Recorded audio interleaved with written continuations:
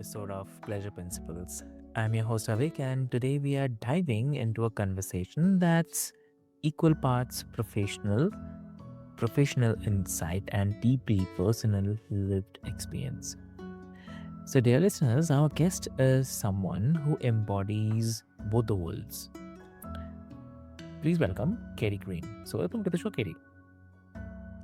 Hello, thank you for having me. Amazing. So, dear listeners, before we delve deep into the discussion today, I would quickly love to introduce you with Keri.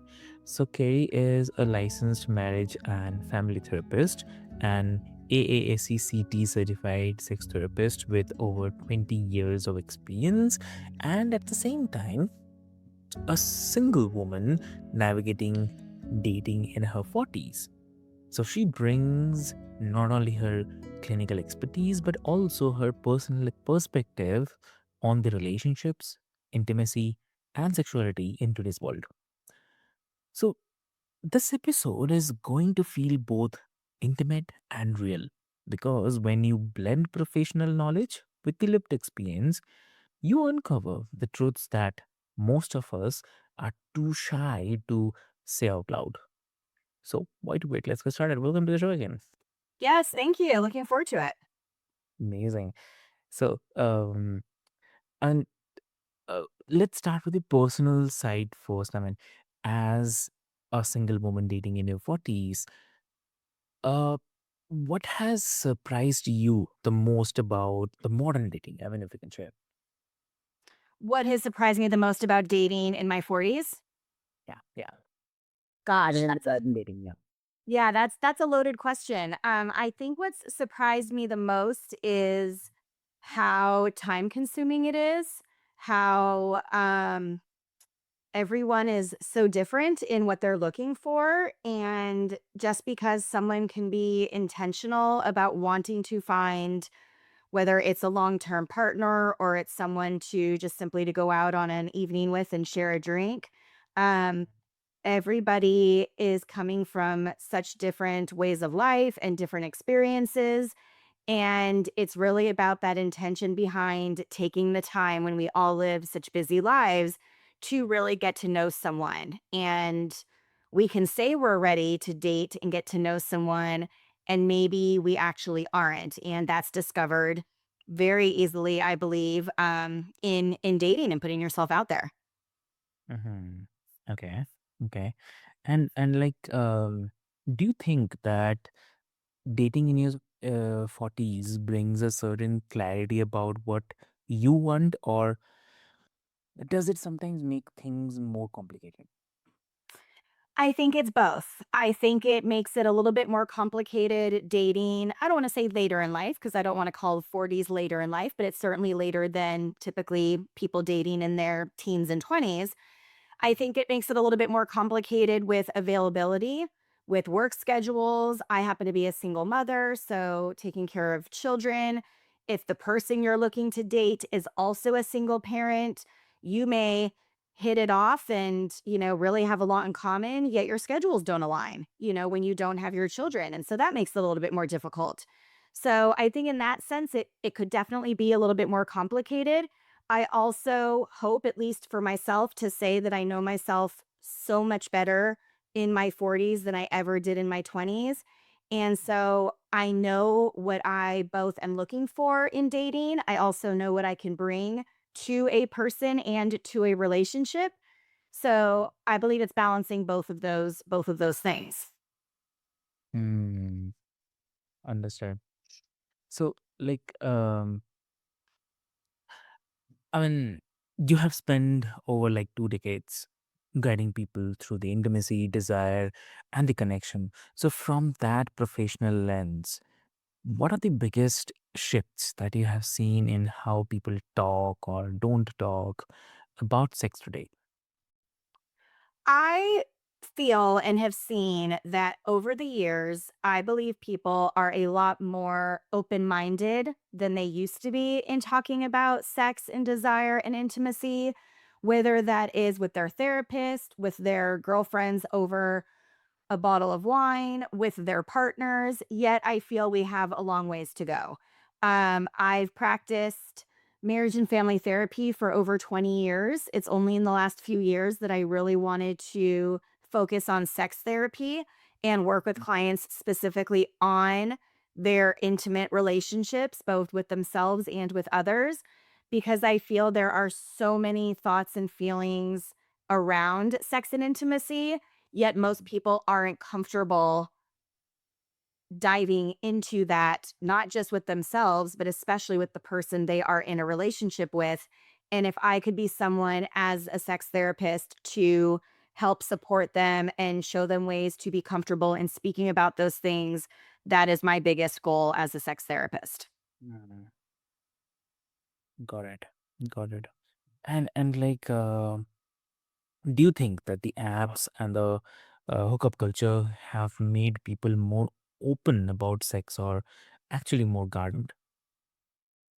I again, I don't wanna say it's equal parts. I think it's opened up a lot more opportunities. I mean, back in the day when the apps were just starting, Tinder had the, reputation of being a hookup app, and you only went on Tinder if you were looking for a casual relationship and not a partner, not someone that you could be monogamous with, and I don't feel that's true for Tinder now. I think it's, along the lines of the other apps that are out there where the apps are very good at differentiating as long as the person is being honest in their profile, which isn't always the case, unfortunately, to show what you are looking for. There's a big difference if you say that you're looking just for a casual relationship, which is usually meaning sex, versus a long term relationship. Um, so I think the apps afford a lot more availability to meet people looking for different things. And some apps are very sex centered and very sex focused, where you would not go on those particular apps like Field if you are looking for a longer term relationship. Doesn't mean you can't find one on those apps, but those apps are very sex driven with the questions they ask and what people are looking for. Um, Again, the other side of that same coin in dating, yet also focusing on the apps specifically, there's always going to be the next person you could swipe right on or left on at your fingertips. And so I think the apps allow to meet and have a lot more options, which is a good thing. Yet at the same time, because it allows us to have so many options, we may not be as focused on really seeing what the person, right in front of us is offering if we're constantly trying to, look at the next option. Got it. And like, I mean, yes, that's really fascinating because it highlights the paradox of our time. And like, sex is everywhere in media, but the real conversation about intimacy are still so rare. So yeah.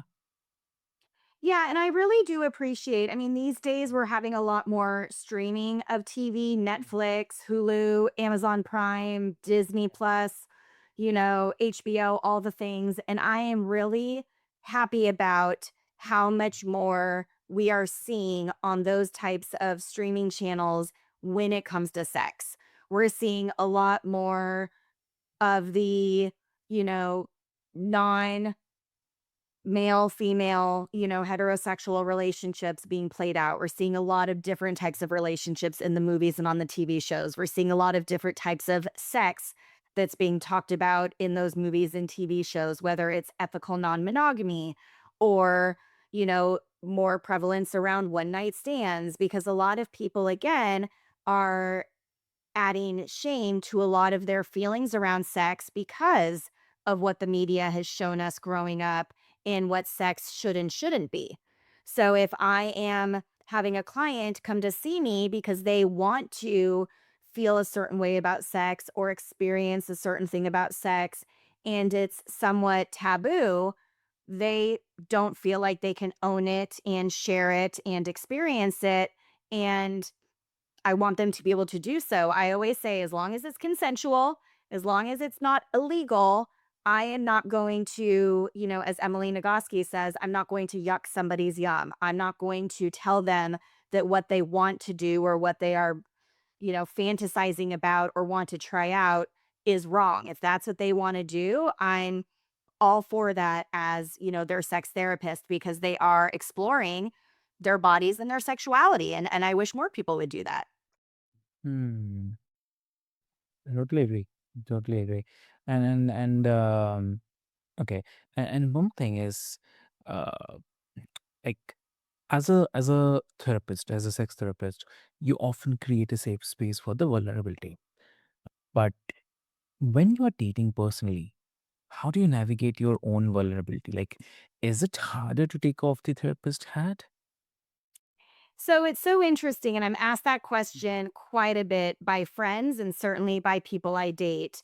I've dated both as a sex therapist and I've dated not as a sex therapist because the therapist piece is a little bit newer. Ever since I've been a therapist, sex has come up in a lot of conversations with clients, but it is now specifically what I focus on and what all of my clients come to see me about. So it is interesting dating as a therapist in general because, of course, because I'm a therapist, I also think this is just my personality. I care about how people feel. I'm very empathetic. I want to know how that situation affected them. So I may be asking more of those kinds of questions than someone dating who holds a different type of profession or degree. Then you add the extra layer of being a sex therapist, and you can only imagine what types of questions and thoughts come from the people that I'm dating as it relates to what I do every day. I mean, it allows me to really get to know someone quicker through conversation than maybe another woman they've been on a date with would be willing or not willing to talk about. Um, Mm. I believe dating as a sex therapist is intimidating to some men, and I can see where that is coming from. Yet at the end of the day, I'm just like anyone else. I'm wanting to find a partner. I'm wanting to be able to talk to somebody regardless of what it's about and have that person hold the space for me just as much as I want to do for them. I just happen to be someone who values sex in my personal life when it's available to me as much as a professional helping others have that same acceptance if that's what they're looking for. Exactly. Hmm. Got it. Got it. And then, like, uh, do you find yourself like over analyzing interactions, or mm, are you able to just enjoy the moment? So, what about to say? I would hope that I would be able to say, and I would hope that the people I've dated would support this. I am very much in the moment, especially when I am dating. I am only thinking and focusing on that person in front of me and the conversation that we are having. I think, again, this is just my personality in general, but even more so as a therapist, being open minded, being optimistic, being, hopeful. And I think that is refreshing to a lot of the men that I date. I also don't think it's something they are as used to in dating other people because, again, whether I'm having a conversation about sex or I'm having a conversation about sports, I'm going to own my truth and talk about what I know and ask questions about what I don't. And I just feel a lot of people in general are not confident in doing that. If they're not as comfortable with the topic, they're not going to speak about it. If they're not as educated about a topic, they're not going to speak to it. So, something I do provide and offer to any relationship, whether that's a professional relationship or a personal relationship, is my own truth. And that doesn't mean it's right and someone else's is wrong. Yet I really want to learn from others. I appreciate difference of opinions. I just love learning where people are coming from and where they gained that experience and insight to make the decisions that they're making. Hmm. Yeah. I mean, I think so many listeners would relate, like whether or not they are the therapist, but because we all struggle to balance the self awareness with simply being present. So that is something. Yeah. Yes, that is something I definitely speak to a lot in therapy. If someone is able to sit and do a 5-minute meditation, they've definitely got to get themselves into a headspace to be able to sit there, be still, focus on what words Mm. they're hearing. If someone's going to a yoga practice, they've got to be prepared to, do the breath work, move their body. They can't be thinking about, what am I making for dinner? Did I pack that thing in my child's backpack for tomorrow? It's very hard for most people to be still and be present and feel our bodies and feel our breath and really get into those senses. And just like meditative work, just like yoga practice, that is what I believe is a huge component of a healthy, comfortable, pleasurable sexual experience. If we can allow ourselves to get into that same space of Mm. comfort, mindfulness, self-awareness. Sex is very much mental, and being a therapist, that is what people are coming to see me about, where their head is at going into a sexual experience, in a sexual experience, after the sexual experience. And we know whether the sexual experience is solo, it is with one partner, it is with multiple partners.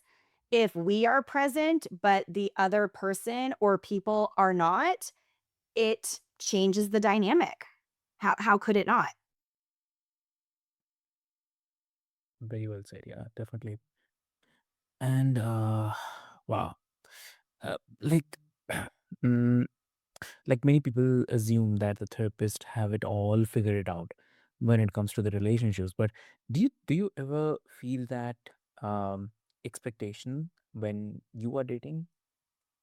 It's funny you say that. I had quite a few sessions already today, and one of the couples I was working with, I kinda had to joke, but again, I own my truth. I said, "It might be ironic that here I am as a marriage and family therapist, and I'm divorced."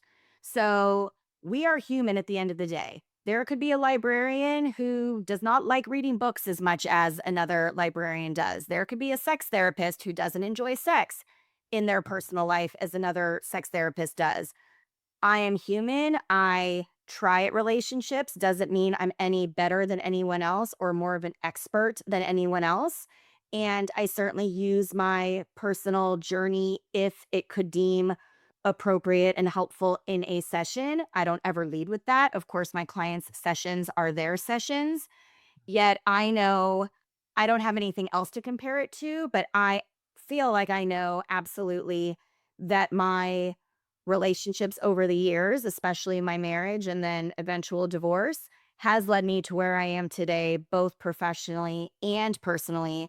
And I wouldn't choose to have it any other way. I've grown, I've learned, and I can offer that insight to my clients when they're struggling in their relationships, when they are needing suggestions of how to connect more to their partner, if they realize it's not a relationship that's going to last, helping support them through that. And there is, good on the other side, even though breakups and divorces are hard. I am not going to minimize that. So I definitely feel my personal experience has only contributed to being a better therapist. Lovely. And like when someone finds out that you are a sex therapist, does it change like how they approach you? I think it definitely so back to what I was saying earlier, in my earlier days of dating and on different profiles, every app is of course different, but most of them do ask you to put your profession. I just put clinical therapist because that is in fact what I was and what I did. Yeah. Once I decided to take the time and money to go back and get this ASECT certification and really focus on sex therapy, I questioned, do I put sex therapist on my dating profile? Do I not? What type of person may approach me because of this, what person may approach me in a way that I don't want them to, but I thought, you know what? Again, back to my theme of owning my decisions and my life at this point, I put it on there and it definitely brings people to my profile at times that I may not match with and I appreciate their forthcoming and realize that's not, the type of person I'm looking for. Nothing, of course, against them, but they're very direct. Others who respect it and are curious about it and ask about it no differently than they would if I was any other profession. That's the type of person I'm looking for because I always say to them, whether I work at a bank or I help clients with, their sex lives every day. I am passionate about what I do. And so, therefore, especially in dating, that is a huge topic that people talk about, especially as they get to know each other and on, that first date. What do you do for a living? How did you get into that profession? So, it's someone who is comfortable asking me the questions and someone I want to engage in those types of conversations with. Mm. Yeah. Amazing, amazing, and I mean that's so real. I mean, it reminds me that behind every little or the credentials, there's still a human who has. Absolutely. Yeah. Yeah. Absolutely. And that's what I say, whether it's on a date or it's in a therapy session. I am also human. It's very, I don't want to say easy, but it's Mhm. I can sit and say to a couple, it would be great if you guys could have more conversations throughout the week and make time for each other throughout the week. It would be really nice if you could each be more, you know, intentional about initiating some form of touch. I can say all of these things. It doesn't mean that I practice them in my own life. And I'm currently single. So I'm very aware of that when I speak to clients that are in 5, 10, 15+ year relationships. And again, I own that truth to them. I say to them, I'm currently single. So I don't know what it feels like day in and day out to share a life with someone as you guys are doing, especially as long as you're, doing it for. But I was in a marriage. I did date someone for this amount of time. But yes, at the end of the day, we are all human. We don't know what other people are going through. We don't know what someone's level of comfort is when it comes to desire and pleasure and sex. And so, whether it is, again, a friend I'm having a cup of coffee with or a new client I've never met before, I'm approaching it the same way, which is I will start any conversation at your comfort level. I will never push, I will never pressure. Again, my goal in all aspects of my life and all relationships I'm in is for the person to feel comfortable. That is number one, always going to be the most important thing to me. Mm, exactly. And like you have worked with couples and countless couples, right, who are struggling with desire, Yeah. differences, intimacy blocks. Um, do you think that the long-term relationships in today's world require a kind of different tools than, say, like 20 years ago? Absolutely. I mean, I think just the ability and availability of devices right now is something huge. I mean, maybe not so much in the last 20 years than maybe the last, 30, 40 years, but the divorce rate itself has gone up a ton. The lack of people willing to, go and get help for their marriage has decreased, meaning it's ironic that the statistics of breakups and divorce is increasing, yet people going to seek mental health support is increasing. And I think what I can speak to my clients, where I think that's coming from, is more people are willing to go and speak to a therapist. I have a client right now, a couple right now, they've been dating for 4 months. And I have a couple right now who's been married for 35 years.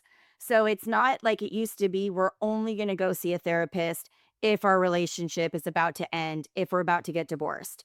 People are really open minded more so now than I believe they've ever been in seeking that professional help and guidance.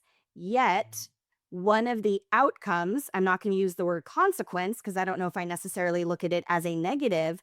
One of the outcomes of therapy is ending a relationship. Because when you go and speak to someone and own your truth and get some guidance from that professional, you might realize this is not the relationship for me anymore. I've changed. You've changed. We don't want the same things. Our level of desire is different. And I don't know if I want to have it be where it's at for the rest of my life. We've only been together for 5 years. So, even though the breakup divorce rate is increasing, so are the amount of people willing to get mental health support. And of course, as a therapist, I appreciate that. Mm, true. Exactly. Wow. And how much of that change is cultural? Like, how much is simply uh, the timeless challenge of two people growing together. Two people doing what together? Growing together. I I mean, I'm a very big believer. It's kind of the corny saying, if it's meant to be, it's meant to be. I've seen couples like the one I just mentioned who've been together for 35 plus years. They've raised their children. They are genuinely happy. You don't see that very often. I Yeah. see too many couples staying in relationships where they are not happy. And I don't mean their partner annoys them and bugs them. Those are things that are going to happen in any relationship. I always say that I am not an advocate of divorce by any means, but I am an advocate of being happy. And relationships are hard. And I will support any relationship, friends, clients, as long as there's not any form of active abuse. I will help anyone, any couple, as much as I can to make their relationship better, healthier, more sexual, whatever it is they're looking for, if both of them are wanting the same things. But what makes me sad is as people grow and change over time, Mm. sometimes that relationship cannot withstand that. And instead of, well, we've been together for 15 years, we have two kids, it would be expensive if we separated. I get all of that. I also, though, want those two people to be happy. And if there is a possibility that they could be happier and be more authentic and true to themselves, yet that also means ending the relationship, sometimes that is the outcome that happens. And so I'm there for that as well. Sometimes my couples don't stay together. Sometimes my clients end their relationships. And that is definitely the hardest part about my job when I see that happen. But it's unfortunately reality that that happens. Mm. Sure. Exactly. Ah, and I love like how you frame the relationships as both evolving with the culture and anchored in universal struggle. And it really makes the work of intimacy both ancient and modern. Absolutely, absolutely, and it will continue to be. And, again, as long as someone, and this is not meant to sound easy because it's not, as long as someone is willing to start with their own conversations with themselves.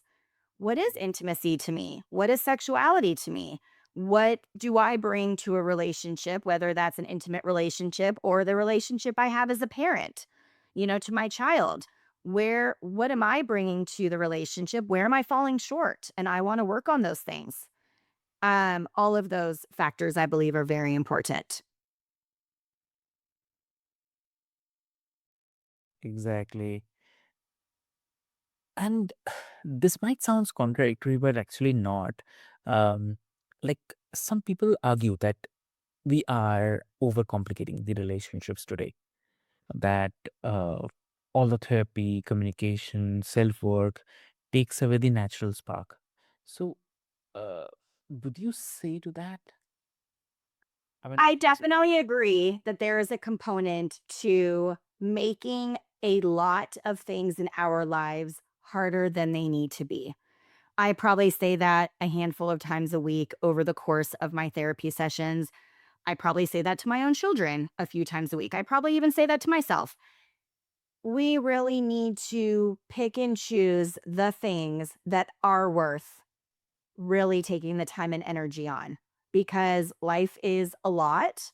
And if we overcomplicate, overanalyze, over communicate everything, we're going to be exhausted. We're not going to have any energy at the end of the day to have sex, even if we want to have a conversation, even if we want to.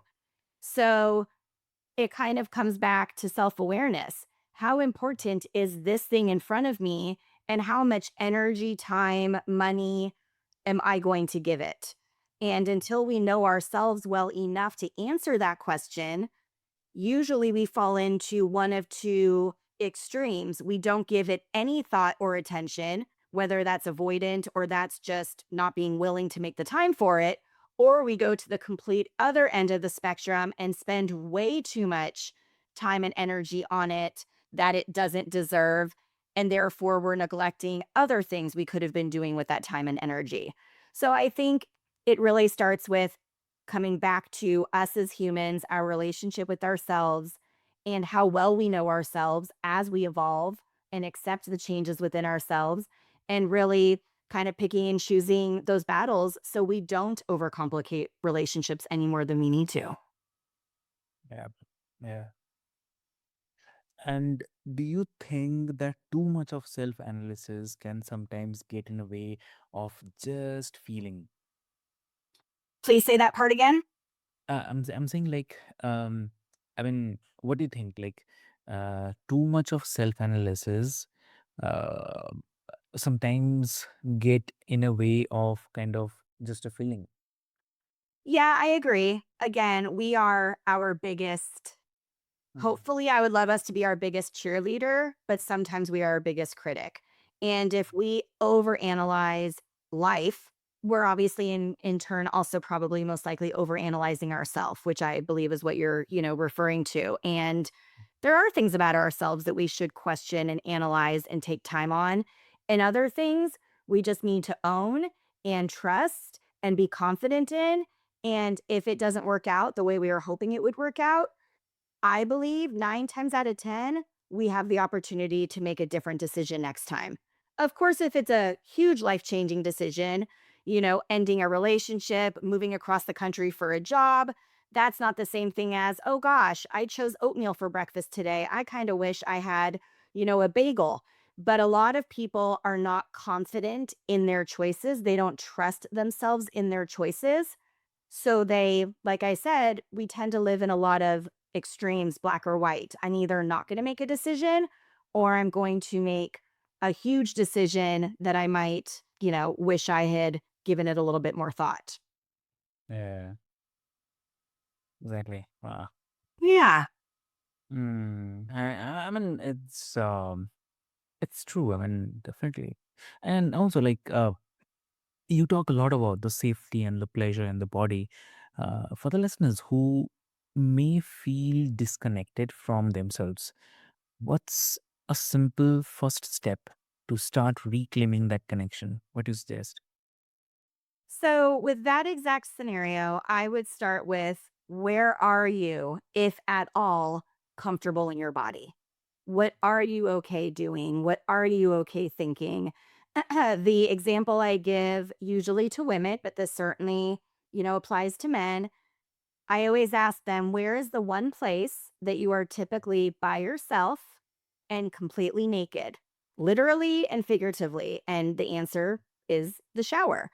And so I recommend to my clients who don't even know where to start that they take that opportunity while they are already by themselves, while they are already naked in the shower. Does not have to lead to anything sexually. I always say if it does, great. Just be in that moment with your body. Don't rush through washing your hair because you've got to, hop out and wake the kids up for school. Don't rush through putting the soap on your body and, not really be present to the smell, to the feeling. It's a perfect opportunity if we even take 5 more seconds massaging the shampoo into our scalp. How does that feel? Do I like the way my hands feel in my hair? Do I like the smell of this new, shampoo I just got? Because any of those sensations and awareness of our body and connecting to our body, whether it's sexually or not, in my opinion, is absolutely going to help us win there is a sexual experience and we want to connect better to our body. So I use that as a starting point. Where are you comfortable and where are you willing to go a little itty bit outside your comfort zone? And just like anything else, it's exposure, it's building from there. Sure.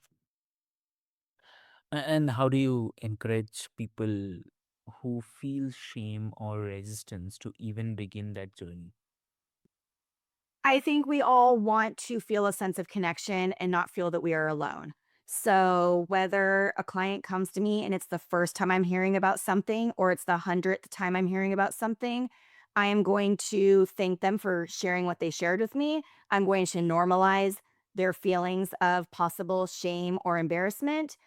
And then we're going to slowly start to reframe those feelings and how can we make it where it is no longer something to feel ashamed or embarrassed about and heal from those feelings, possibly work through that trauma if there's trauma associated with that, and reframe it into something that we can accept, we want to accept, and we are comfortable with.